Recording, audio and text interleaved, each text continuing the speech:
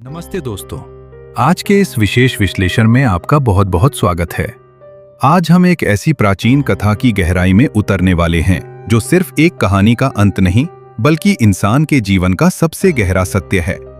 जरा सोचिए, कुरुक्षेत्र का भयानक युद्ध खत्म हो चुका है, बुराई पर अच्छाई की जीत हो गई है और पांडव विजयी होकर उस समय के सबसे शक्तिशाली साम्राज्य के स्वामी बन चुके हैं।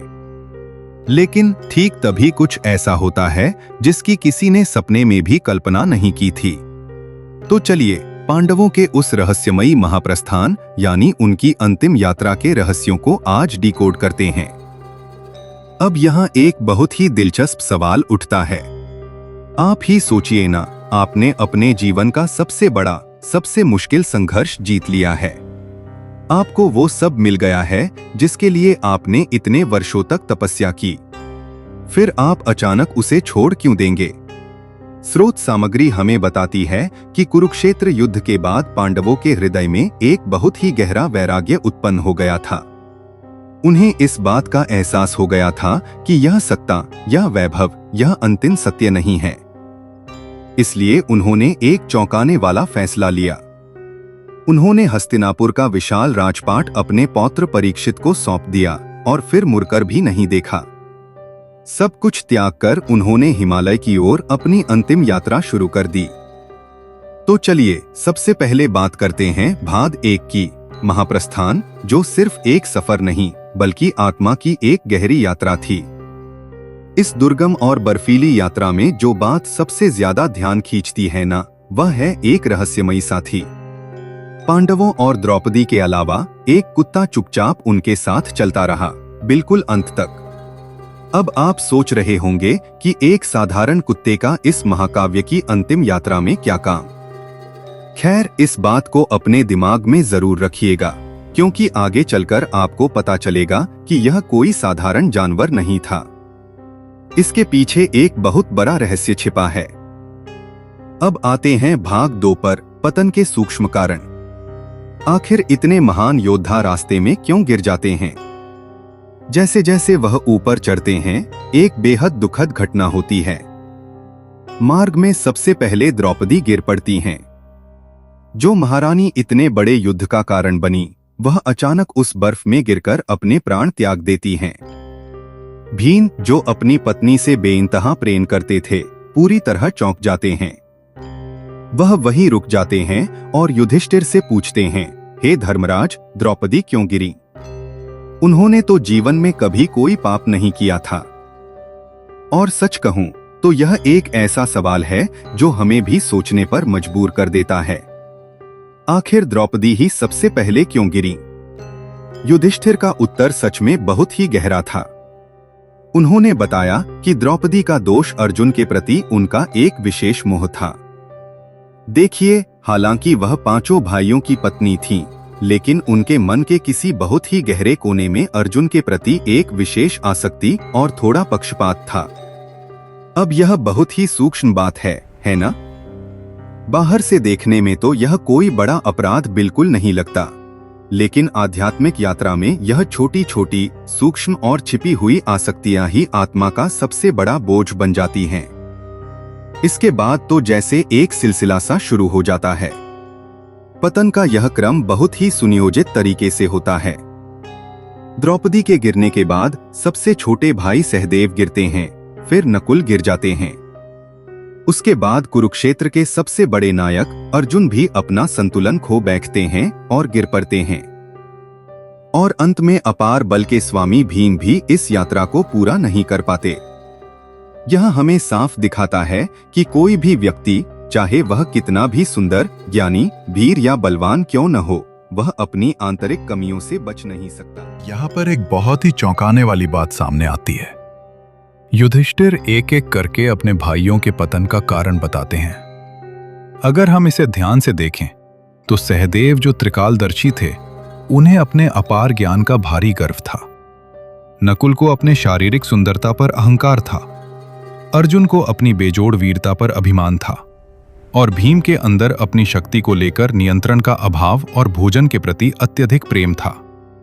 ध्यान दीजिए, ये कोई हत्या या चोरी जैसे भयंकर अपराध नहीं थे। ये हमारे और आपके जैसे रोजमर्रा के सूक्ष्म अहंकार थे, और यही वो अहंकार हैं जो उन्हें परम सत्य तक पहुंचने से रोक देते हैं। अपने सभी प्रियजनों को अपनी आंखों के सामने गिरता देखकर भी केवल एक व्यक्ति था जो बिना रुके, बिना पीछे मुड़े बस चलता रहा, और वो थे युधिष्ठिर। वो इस दुर्गम यात्रा के एकमात्र जीवित यात्री थे। लेकिन क्यों? क्योंकि युधिष्ठिर ने जीवन में कभी भी धर्म का मार्ग नहीं छोड़ा था। उनके भीतर ना तो कोई अहंकार था, ना कोई आसक्ति और ना ही कोई पक्षपात। धर्म के प्रति उनकी इसी अटूट प्रतिबद्धता ने उनके भीतर की उस शुद्धता को बचाए रखा जो इस परम यात्रा के लिए सबसे ज्यादा जरूरी थी। और यहीं से शुरू होता है हमारा भाग 3, युधिष्ठिर की अंतिम परीक्षा। अकेले चलते चलते युधिष्ठिर आखिरकार स्वर्ग के द्वार पर पहुंच ही जाते हैं।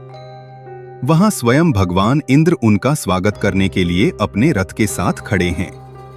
वो राजा युधिष्ठिर से ससम्मान स्वर्ग में प्रवेश करने को कहते हैं। लेकिन यहां एक बहुत बड़ी शर्त रख दी जाती है।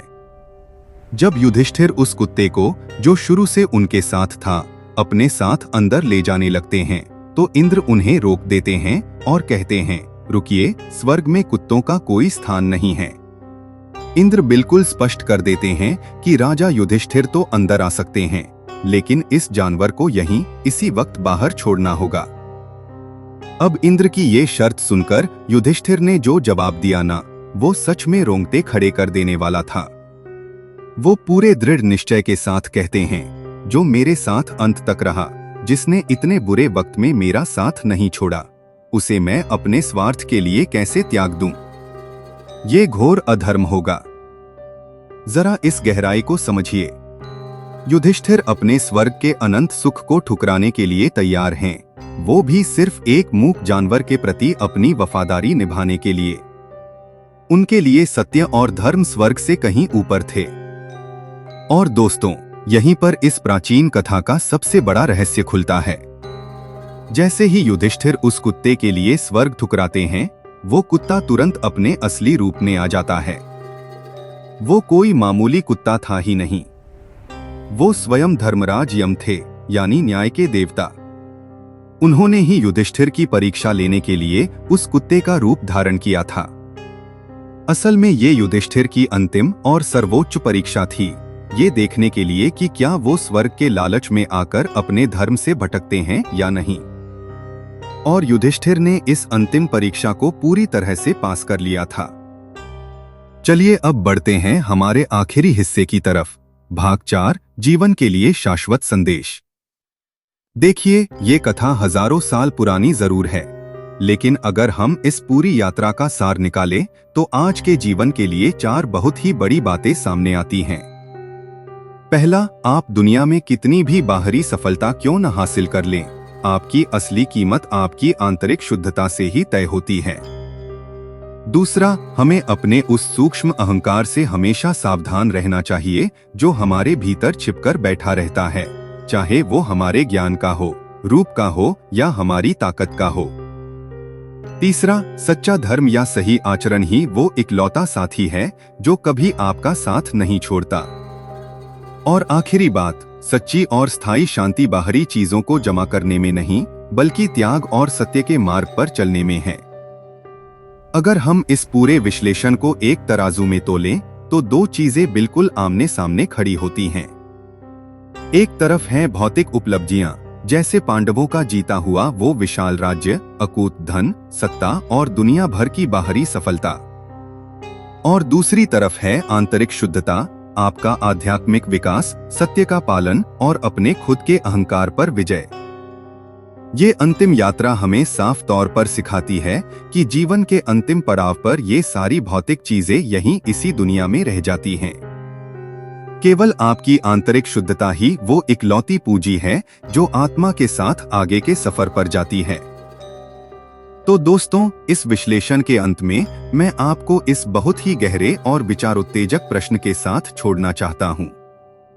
अर्जुन, भीम, नकुल और सहदेव जैसे महान और अजेय योद्धाओं को किसी बाहरी दुश्मन ने नहीं हराया।